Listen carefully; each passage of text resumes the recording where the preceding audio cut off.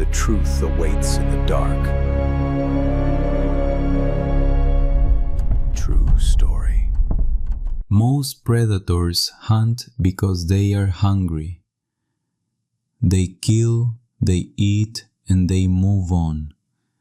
But there is a creature that doesn't just want to eat you. It wants to use your living, breathing body as a nursery. Imagine a parasite that finds a paper cut on your skin and turns it into a biological nightmare. It doesn't consume dead tissue. It demands warm, living flesh. Welcome to the Verdict Files. Today we look through the microscope at a true biological horror, the man-eater fly.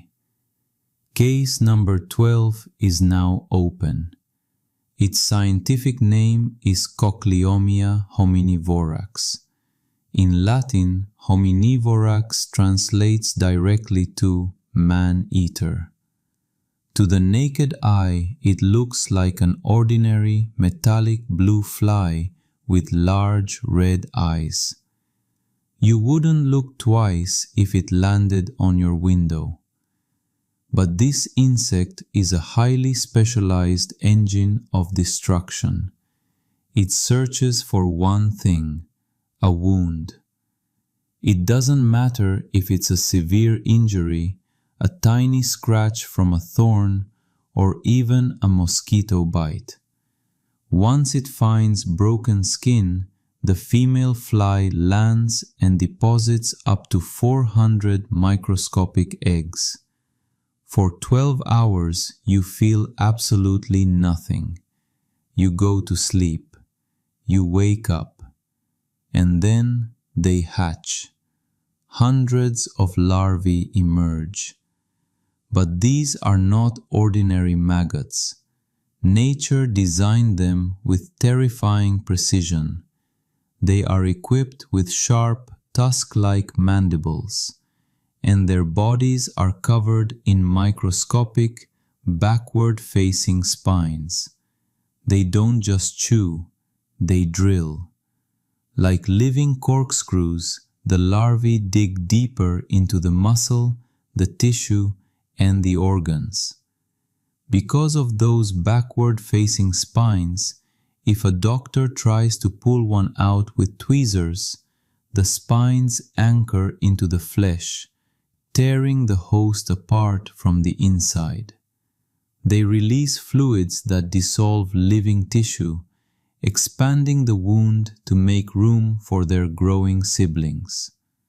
For the host, whether it's a wild animal, livestock, or a human being, the pain is described as a localized, maddening agony. Left untreated, a severe infestation can reach vital organs or the brain in a matter of days. In the mid-20th century, the screwworm was an unstoppable plague across the Americas. It was destroying millions of animals and infecting humans. Traditional pesticides were useless. The enemy was too small and multiplied too fast. Humanity was losing the war, until two scientists, Edward Knipling and Raymond Bushland, proposed an idea that sounded like pure madness. They decided to use nuclear science. Instead of trying to poison the flies, they built massive biological factories. They bred millions of male screwworm flies. Then, they blasted them with precise doses of radioactive gamma rays. The radiation didn't kill the flies, but it made every single male completely sterile.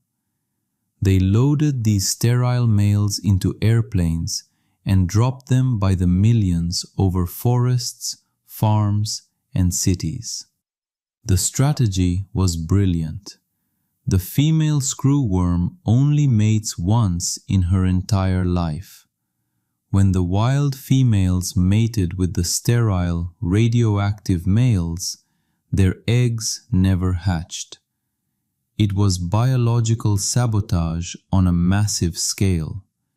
Within a few decades, the man-eater was pushed out of the United States, all the way down to a permanent barrier zone in Panama, where airplanes still drop sterile flies to this day to keep the nightmare from returning.